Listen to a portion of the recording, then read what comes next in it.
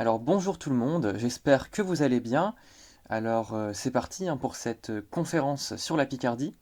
Alors pour ceux qui ne me connaissent pas, je suis Hippolyte Le Petit, étudiant en géographie, et je m'intéresse en particulier au domaine des régions culturelles, donc tout ce qui est en lien avec l'espace et la culture.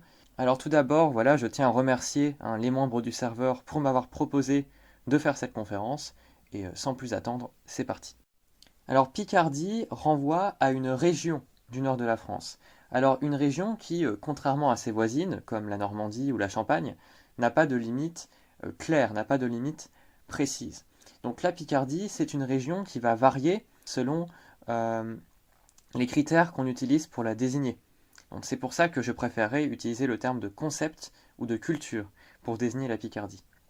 La Picardie, c'est avant tout un concept, pas une région clairement identifiée dans l'espace, et c'est justement là tout l'enjeu de cette conférence, tenter de trouver les limites de la Picardie.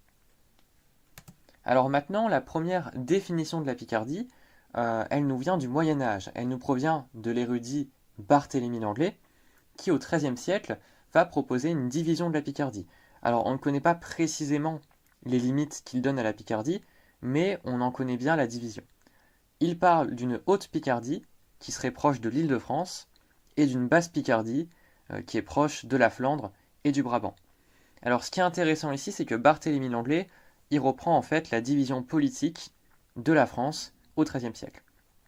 Et donc, on a affaire à une basse Picardie qui est plutôt sous mouvance étrangère, donc sous autorité flamande et germanique, avec le Hainaut qui est dans le Saint-Empire romain germanique, et toute la haute Picardie, autour d'Arras, Amiens, Beauvais, qui serait plutôt quant à elle des Capétiens, qui relèverait en fait du domaine des Capétiens. On aurait donc deux régions différentes. Et ce qui est très intéressant, c'est que dès le Moyen Âge, on parle ici de deux régions différentes. On exclut l'île d'Amiens. Lille et Amiens sont deux villes différentes, de deux régions différentes. On pourrait dire donc que la Haute-Picardie, c'est vraiment une Picardie qui est très française, qui fait partie du bassin parisien, alors que la région de Lille, Valenciennes, Tournai, Douai, c'est une région plus exogène, plus germanique, et qui est éloignée du bassin parisien. Donc on aurait une Picardie plus exogène et une Picardie vraiment ancrée dans le bassin parisien. Alors maintenant, la première définition officielle de la Picardie, elle nous provient de la Nation Picarde. Alors la Nation Picarde, en fait, c'est un groupement d'étudiants de plusieurs langues du nord de la France et même d'Europe. Donc c'est le cas par exemple du picard, du wallon, du flamand. Et donc en fait ici Picard est un peu une sorte de mot valise utilisé pour désigner les habitants de l'ancienne Gaule-Belgique. Donc de Senlis à Utrecht en Hollande. Donc ce qui est assez intéressant, c'est qu'en fait Picard est utilisé comme terme pour désigner tous ces peuples, bon, comme un mot valise, mais surtout parce qu'à l'époque, ce qu'il faut savoir, c'est qu'au Moyen Âge, le picard, c'est une langue très importante, une langue très riche. Et donc on a de nombreux trouvères, notamment à Arras, qui est une ville très importante dans la culture des trouvères, avec Jean Baudel, Adam de la Halle, c'est vraiment une ville qui est très importante dans ce domaine.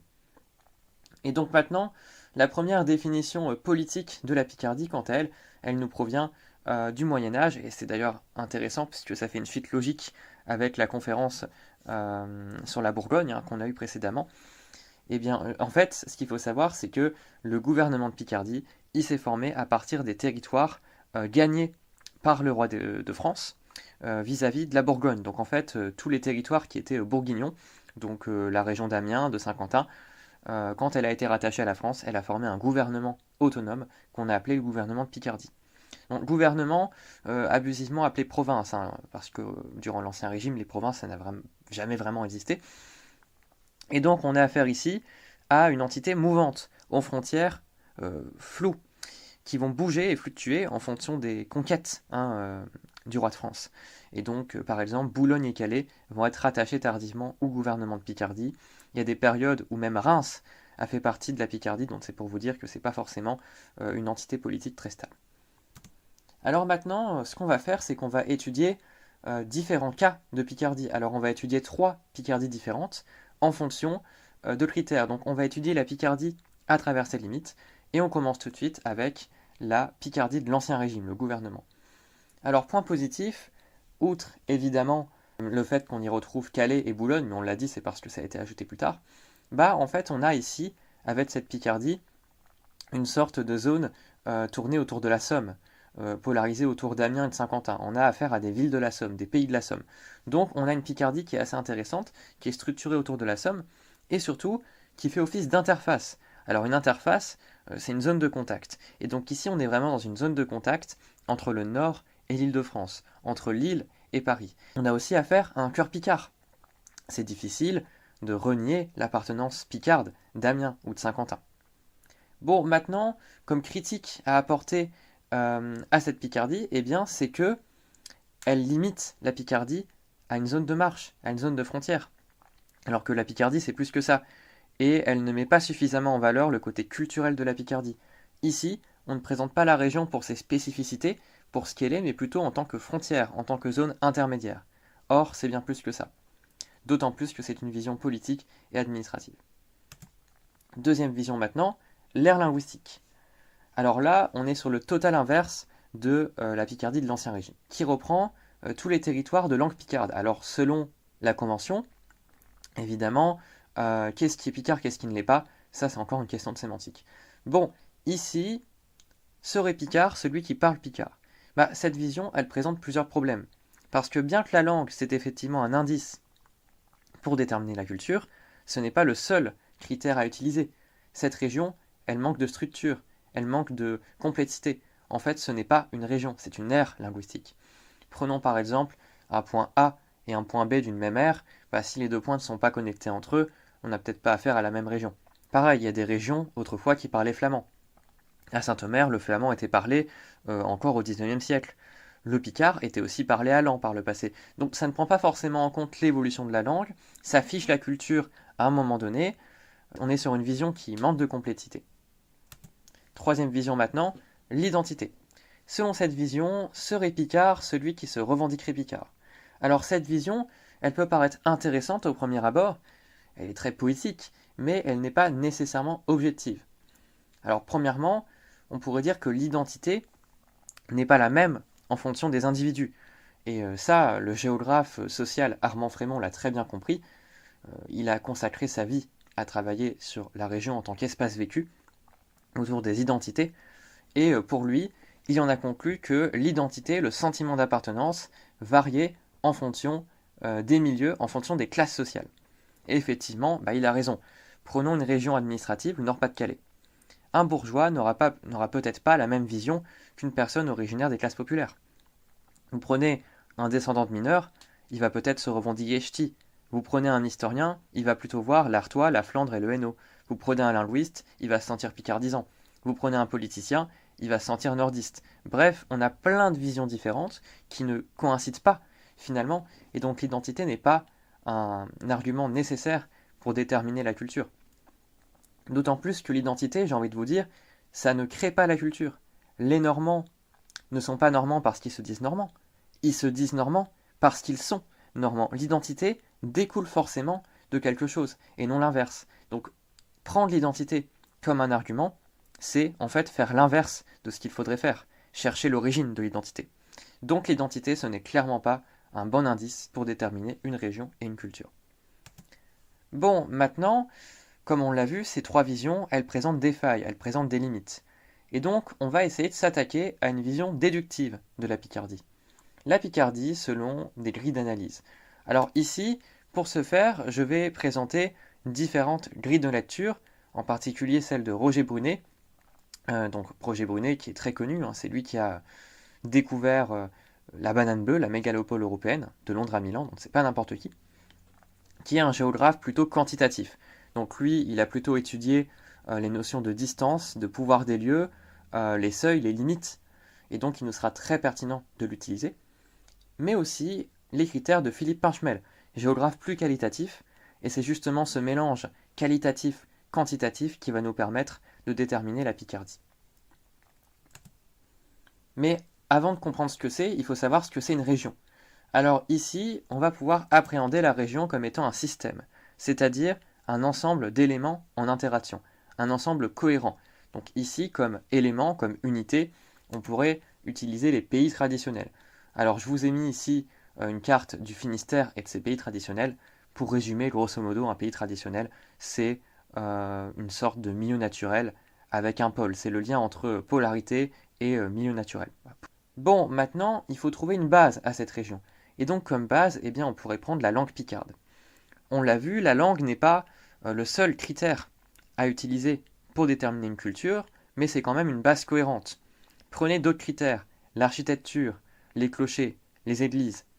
On peut facilement rentrer dans l'inductivité. Alors qu'ici, on est beaucoup plus sur un critère objectif. Car la langue est liée à l'ethnicité est liée à la culture, et surtout, quand il y a une langue commune, c'est qu'il y a du contact entre les individus. Donc il y a suffisamment de cohérence, suffisamment de cohésion pour déterminer une même communauté. Donc la langue, on va dire que c'est notre base pour déterminer la Picardie. Maintenant, une base sans structure, ça n'est rien. Alors il faut trouver une structure, un système. Ici, on pourrait prendre deux pôles de plus de 100 000 habitants, donc Lille et Amiens. Et je vous ai mis en rouge la ligne de ce qui est proche de Lille et ce qui est proche d'Amiens. Eh bien, on constate qu'on a une parfaite coupure et que Lille a son milieu, Amiens a son milieu, et que les deux ne se rejoignent pas. Enfin, si, on a effectivement deux relais, donc Arras et Cambrai, qui sont à la fois reliés au système amiénois et au système lillois, qui font office de relais entre les deux zones, mais globalement, on a affaire à deux milieux différents. Maintenant, eh bien, il faut chercher des seuils, des discontinuités. Et donc ici, je vous ai mis avec une ligne noire en gras les zones qui parlent le picard du Nord et le picard du Sud. Parce que oui, les linguistes sont formels, il y a bien une distinction à faire entre des variétés sudistes et des variétés nordistes. Alors c'est évidemment un peu plus complexe.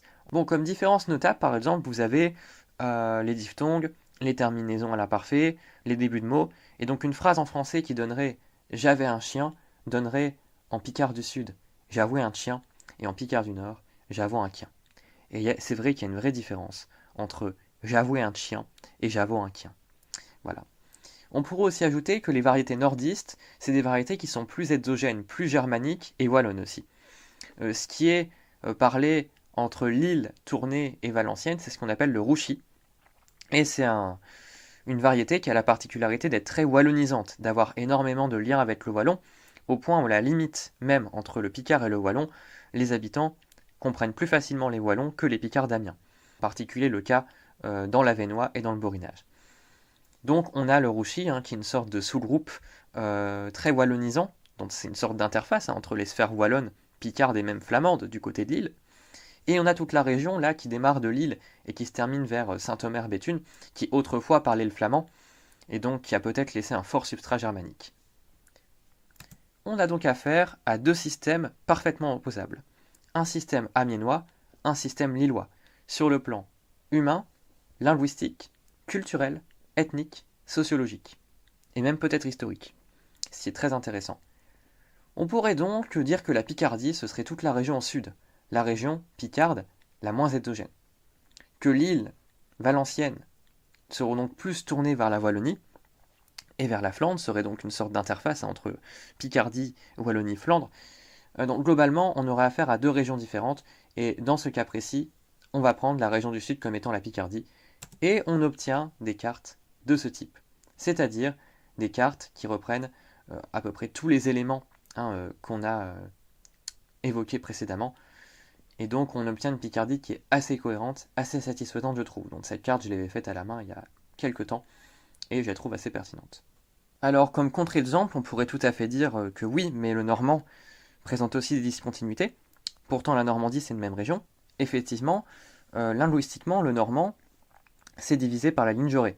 Donc au nord, on a un normand qui est plus marqué, plus caractérisé, et au sud, on a un normand qui est plus proche du francien et du ménion. Et pareil, humainement, il y a une grande différence entre Caen et Rouen, même Le Havre si on veut. Donc on a quand même trois pôles différents. Donc trois Normandies humaines différentes. Mais la différence, c'est que là où les limites convergent en fait en Picardie, dans le domaine picard, c'est pas le cas en Normandie.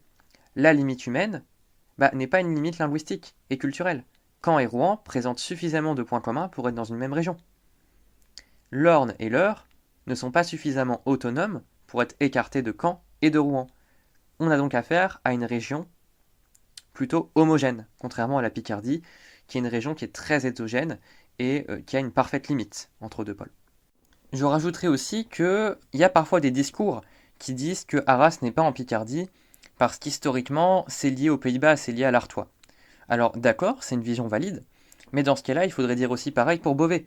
Beauvais n'est pas en Picardie parce qu'historiquement, elle a aussi un lien avec l'Île-de-France.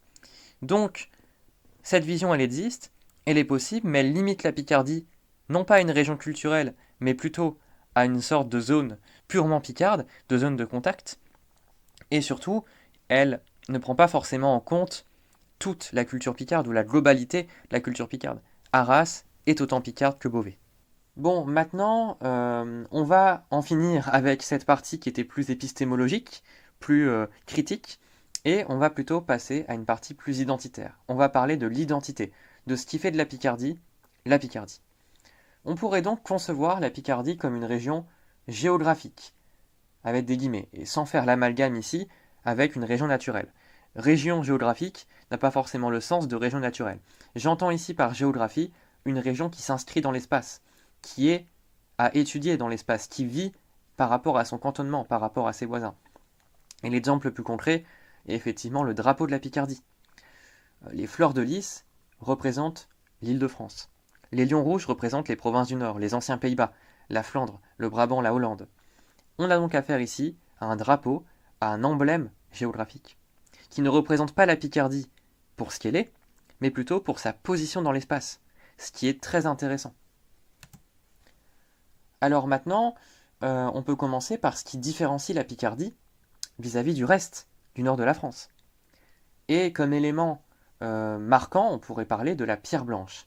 Parce que oui, la Picardie, c'est une région qui est relativement crayeuse. Donc on retrouve plusieurs bâtiments avec de la pierre en abondance. Alors attention, ça ne veut pas dire que Picardie égale région de pierre, c'est aussi une région de briques. Et c'est justement par ce mélange de pierre et de briques qu'on obtient cette région. Bon, alors après, oui, il y a des régions qui sont plus marquées par la brique, comme le Santerre par exemple, d'autres qui sont plus marquées par la pierre, mais globalement, chaque pays de Picardie est à peu près le mélange entre les deux. Alors après, je vois certains venir me dire oui, mais non. La pierre n'est pas un critère à prendre sur le plan culturel, puisque ça vient du sol. C'est donc pas culturel, mais c'est paysager, c'est naturel. Et bien justement, je dirais que c'est pas la pierre spécifiquement qui est un caractère de la culture picarde, mais c'est la manière dont on va l'exploiter. Et là, vous avez des images de la banlieue et de la périphérie lilloise. Vous avez des bâtiments typiquement lillois, typiques du Mélantois, qui sont abondamment marqués par la brique. On retrouve de la pierre, mais toujours sous forme de rouge-barre. Alors le rouge-barre, c'est cette méthode de briques empilées sur de la pierre. Et donc ça, c'est typique de toute la moitié nord de la Picardie. On en retrouve globalement au nord de la Somme, mais c'est surtout très abondant à Lille et aussi un petit peu au nord de Lens. Donc plus on va au nord, plus on en retrouve. Et la pierre, dans la région de Lille, elle est très présente. D'ailleurs, Lille fait partie de la plaine picarde, comme Arras, elle a exactement la même pierre. Mais en fait, vous n'en retrouverez pas beaucoup. Et contrairement à Arras, et je vous montre des images ici de la périphérie arageoise, où vous avez des bâtiments qui sont marqués par la pierre. La pierre peut dominer le paysage. Vous avez des bâtiments qui sont majoritairement composés de pierre.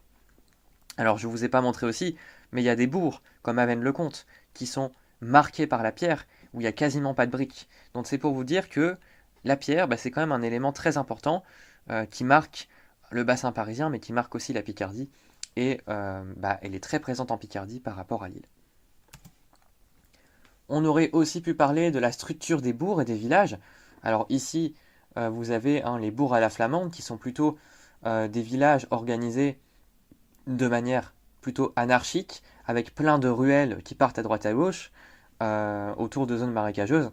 Et vous avez à côté le village à la Picarde, donc qui est plutôt un village classique, avec une église, une mairie, des maisons autour, ou plutôt le village-rue, que vous avez ici à Fleet-Secours, qui est plutôt une chaussée avec des maisons autour. Et vous avez également la distinction entre les maisons semi-flamandes et les pignons à couteau picard. Donc ça aussi, ça aurait pu être un élément identitaire qui permet de différencier sur le plan esthétique les régions du Nord vis-à-vis de la Picardie.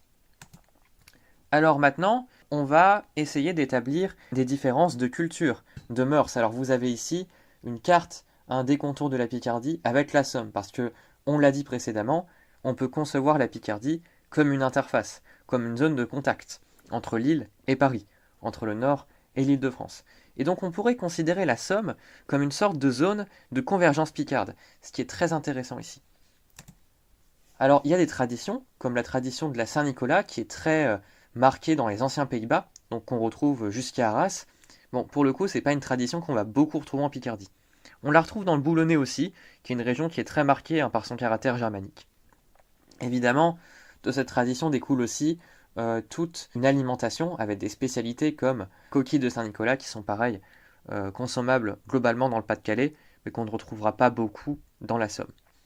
On a aussi tout à droite le palais de dames, qui est une spécialité rouchie et flamande, qui est très particulière de ces régions-là, qui n'est pas une spécialité picarde et qu'on ne fabrique pas en Picardie, mais cette spécialité, vous pouvez la retrouver encore un peu à Arras et dans certaines boulangeries au nord, à proximité avec le Hainaut, avec la Flandre. Bon, personnellement, je suis d'Arras, je précise, je m'amuse en ce moment à aller dans les différentes boulangeries de la Somme pour tenter d'en trouver. J'en ai toujours pas trouvé, donc c'est aussi une différence qu'il y aurait entre ce qui est quand même plus du Nord et ce qui est quand même plus de Picardie. Alors maintenant, on pourrait parler des baraques à frites. Parce que oui, bien que ça soit une tradition contemporaine, ça reste une tradition.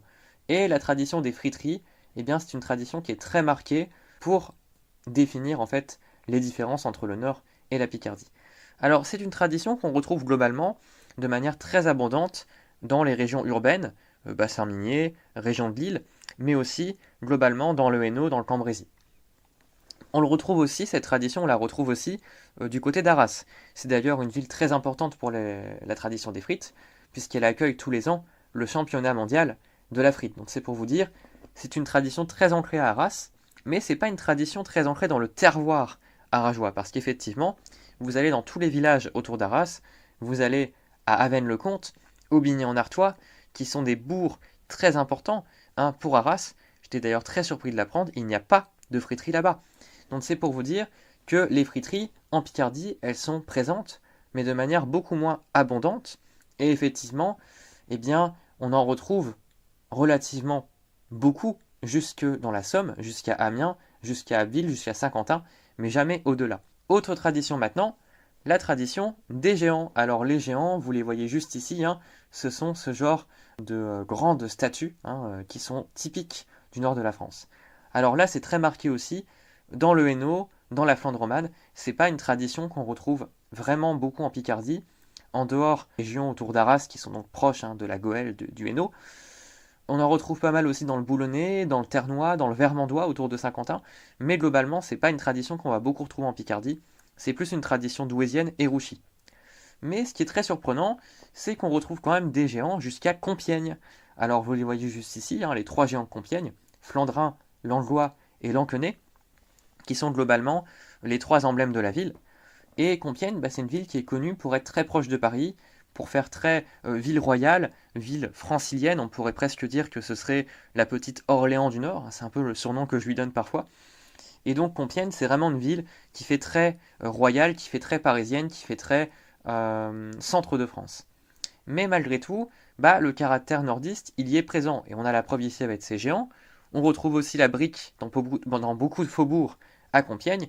Et vous avez juste ici le Beffroi de Compiègne, avec son hôtel de ville gothique, qui pourrait très clairement rappeler les beffrois de Flandre, comme les beffrois aussi du Pas-de-Calais, comme à Arras. Ça me vient à vous parler des beffrois. Alors les beffrois, ce sont ces petites tours qui marquent l'autonomie des villes dans le nord de la France, et c'est justement un caractère du nord de la France. Alors ici, vous avez une carte des différents beffrois répertoriés. Globalement, c'est une tradition qu'on retrouve un peu partout dans le nord de la Picardie, jusque dans l'Amiénois même, dans la Somme il y en a pas mal, mais c'est une tradition qui est pas forcément trop marquée dans l'Oise et dans l'Aisne. Alors il y a justement ce cliché, le Nord-Pas-de-Calais des beffrois et la Picardie des cathédrales gothiques. Et on va justement essayer aujourd'hui de critiquer et de décrypter ce cliché. Parce que justement, c'est complètement faux. Alors les beffrois, vous en avez ici, des beffrois disparus ou des beffrois encore présents dans l'Oise et dans l'Aisne. Alors, ça prouve que cette tradition des beffrois, elle était présente dans toute la Picardie. mais que au gré des pertes de patrimoine dans la région, eh bien, la ligne des beffrois elle a reculé. Mais comme critique, on pourrait apporter ici que ces beffrois ils ne ressemblent pas à des beffrois. Le beffroi de Crépy-en-Valois, il ressemble plus à une porte. Il pourrait rappeler le gros horloge de Rouen, la grosse cloche de Bordeaux. Le beffroi de Villers-Cotterêts, on dirait un perron sur la place publique. Laon, c'est carrément une forteresse. Et clairement, on a affaire presque à un coton-tige sur un hôtel de ville. On n'est clairement pas sur un beffroi typiquement flamand. Donc c'est assez marquant ici, c'est que les beffrois, plus on s'éloigne de la Flandre, moins ils ont une allure typiquement de beffroi en fait. Et j'étais aussi surpris quand j'ai été il y a un an à Namur, dans le pays wallon. Eh bien Namur possède un beffroi qui ressemble à une tour arrondie. Je me suis dit mais c'est pas un beffroi. Donc tout ça pour vous dire que plus on s'éloigne de la Flandre, moins on retrouve des beffrois de style flamand. Ce qui est très intéressant. Et je rajouterai aussi que là, je vous ai montré une carte des beffrois non classés, mais ici, vous avez une carte des beffrois classés. Et encore une fois, on remarque une fois de plus que la Somme est une limite entre les beffrois classés et les zones sans beffrois classés. Et ça montre aussi que la tradition, l'influence flamande, vous la retrouverez même au-delà de la Somme. Parce que tous les beffrois que vous avez au sud d'Amiens, eh bien, c'est des beffrois typiquement flamands, avec la tour sur l'hôtel de ville. Donc on est typiquement sur une influence flamande qui est présente un peu partout en Picardie. Alors maintenant les cathédrales gothiques. Donc vous les avez juste ici, les 6 ou 7 cathédrales gothiques, ça dépend des définitions. Eh bien une cathédrale c'est toujours lié à un diocèse. Donc il y a une cathédrale quand il y a un diocèse. Et dans le Pas-de-Calais, il se trouve que la seule cathédrale c'est celle d'Arras, qui est en Picardie on va dire. Et cette cathédrale, eh bien c'est une cathédrale romane. Donc elle fait pas du tout cathédrale gothique. Mais ce qu'il faut savoir, c'est que par le passé, Arras avait une autre cathédrale, qui était une cathédrale gothique justement. Et on retrouve ce style gothique jusqu'à Tournai. Et encore aujourd'hui, la cathédrale de Tournai est encore une cathédrale gothique. Donc c'est pour vous dire que cette division binaire beffroi, cathédrale gothique, elle n'est absolument pas fondée. Et que des cathédrales gothiques, c'est un caractère plutôt du bassin parisien, un caractère français. Vous la retrouverez à peu près partout en fait, historiquement en France. Et c'est pas forcément un critère qu'on ne retrouve pas dans le Pas-de-Calais. Alors maintenant, on va pouvoir parler de culture, et en particulier de la Picardie mise en valeur à travers la culture. Alors, je pense maintenant à l'artiste Albin de la Simone, qui est un auteur, compositeur, dessinateur, picard, originaire d'Amiens. Et donc lui, sa particularité, c'est aussi de mettre en valeur la Picardie à travers l'esthétique, à travers ce qu'il raconte aussi. Dans le livre Mes battements, il évoque son enfance en Picardie, dans la campagne picarde. Donc ce qui est assez intéressant. Pareil, il y a toute une dimension aussi esthétique au travail d'Albin de la Simone, à travers ses couvertures. Alors là, vous avez la couverture de Mes battements. Vous avez à côté la pochette d'album de Toi là-bas. Globalement, on a affaire ici à un paysage picard, à un champ qui est présent, qui rappelle beaucoup le nord de la France. Donc on a toute une dimension très intéressante chez Albin de la Simone, une dimension scopique aussi. C'est à travers le regard qu'on porte sur ces visuels qu'on va se dire « Ah je connais cette région, c'est chez moi, c'est en Picardie ». Donc c'est vraiment un artiste très intéressant par ce qu'il fait et il contribue aussi à la mise en valeur de ses origines et de son milieu à partir de son vécu aussi. On pourrait aussi parler, en parlant esthétique, de la route du Patois. Alors c'est le nom officiel de cette route, qui est une route touristique présente au nord d'Arras. Alors la route du Patois, elle a la particularité justement de mettre en valeur des panneaux marqués par les dictons en parler picard. Alors là on est sur du picard sudiste et vous pouvez justement vous amuser à regarder les mots pour voir s'ils sont plutôt sudistes ou nordistes, c'est toujours amusant. Et globalement, on a affaire à des panneaux qui mettent en valeur l'humour, qui mettent en valeur aussi le sentiment de proximité. On a affaire à des dictons locaux qui viennent directement des villages. Donc on a clairement affaire à des panneaux qui vont pouvoir générer finalement une sorte d'attachement à la langue picarde et qui vont pouvoir intéresser un public à cette langue et leur donner peut-être envie de l'apprendre. Donc ce qui est très intéressant ici. Et en parlant, maintenant j'y pense, à la langue picarde, on a aussi l'ALP, l'Agence de la langue picarde, qui contribue aussi à la mise en valeur de la langue picarde à travers la Picardie. Et c'est d'ailleurs une victoire pour Arras, puisque très récemment, la commune de Saint-Laurent-Blangy, qui est limitrophe à Arras, elle a signé cette charte. Alors globalement, ça impose de mettre en valeur des panneaux d'entrée en langue picarde, de faire des discours en picard, de valoriser aussi l'apprentissage de la langue picarde pour ceux qui souhaitent. Donc c'est vraiment de très bonnes initiatives. Alors maintenant, on va plutôt parler de politique et de régionalisme. Alors ici en particulier de politique et de régionalisme extérieur. Alors il faut savoir que la Picardie, étant une interface, étant une région qui n'est pas spécialement marquée par un quelconque régionalisme, eh bien c'est une région qui aura un régionalisme plutôt externe, et même du nationalisme externe. Alors je pense ici au nationalisme flamand. Alors l'abbé Gantois, c'est un nationaliste flamand qui est originaire du Westhoek, donc le Westhoek qui est une région de culture flamande, de culture bas-allemande. Il étendait la Flandre jusqu'à la Somme, et donc pour lui, il reniait l'existence de la Picardie et l'existence d'une culture picarde. Il avait une position qui était plutôt nationaliste, voire impérialiste. Il fait une hiérarchisation de ce qui est flamand et de ce qui ne l'est pas. Pour lui, la première échelle de ce qui est flamand, c'est les régions autour du Westhoek, qui parlent encore le flamand, qui ont encore le parler flamand dans la langue traditionnelle du terroir. Deuxième zone, c'est toute la zone qui parlait autrefois le flamand, autour de Saint-Omer, Béthune, voire aussi la zone qui parlait le saxon du côté de Boulogne. Donc c'est le deuxième degré de ce qui rattache à la Flandre. Troisième degré maintenant, c'est tous les territoires qui n'étaient donc pas ethniquement flamands, mais qui sont d'influence flamande, donc qui s'étendent d'Arras jusqu'à Amiens. On a aussi une contradiction avec le discours initial. Pour lui, est flamand celui qui est d'ethnie flamande. On a ensuite un régionalisme qui est plutôt implicite, du côté de l'Île-de-France. Alors l'Île-de-France, qui est une région qui, historiquement, comprenait une partie de la Picardie. Alors ce régionalisme, il est implicite parce qu'il n'est pas vraiment mis en valeur, mais il existe, il est présent. Et donc par exemple, il y a eu cette idée, je crois que c'était sous Sarkozy, de rattacher l'Oise à l'Île-de-France. Donc c'est un régionalisme qui est quand même d'actualité. Pareil, quand dans le domaine historique, on va dire Soissons, ville d'Île-de-France, Beauvais, ville d'Île-de-France, on est aussi sur une forme de régionalisme implicite, d'attachement identitaire à des zones, à des territoires. Et pour finir, j'aimerais évoquer la Picardie comme une région créée avec ce qui reste, avec ce qu'on lui a donné.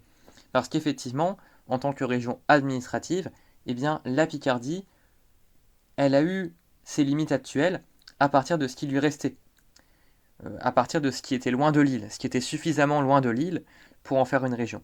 Et je pense en particulier à l'écrivain Robert Mallet, qui justement a œuvré pour la reconnaissance d'une académie d'Amiens, une académie autonome.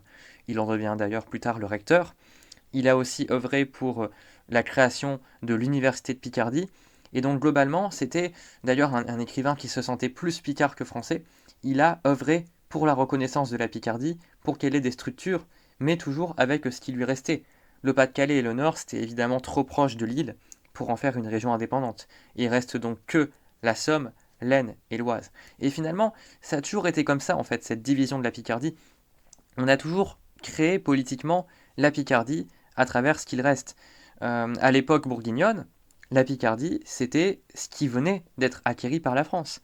Au XVIIe siècle, la Picardie, ça ne comprenait pas l'Artois, parce que c'était pas en France. Tout ça pour vous dire que la Picardie, ça a toujours été comme ça, une région d'interface, une région qui a toujours fluctué à travers l'histoire. Et donc, je finirai avec cette citation de l'historien Robert Fossier. Un grand prix attendra l'historien ou le géographe qui pourra trouver sans défaut les limites de la Picardie. Merci de m'avoir écouté.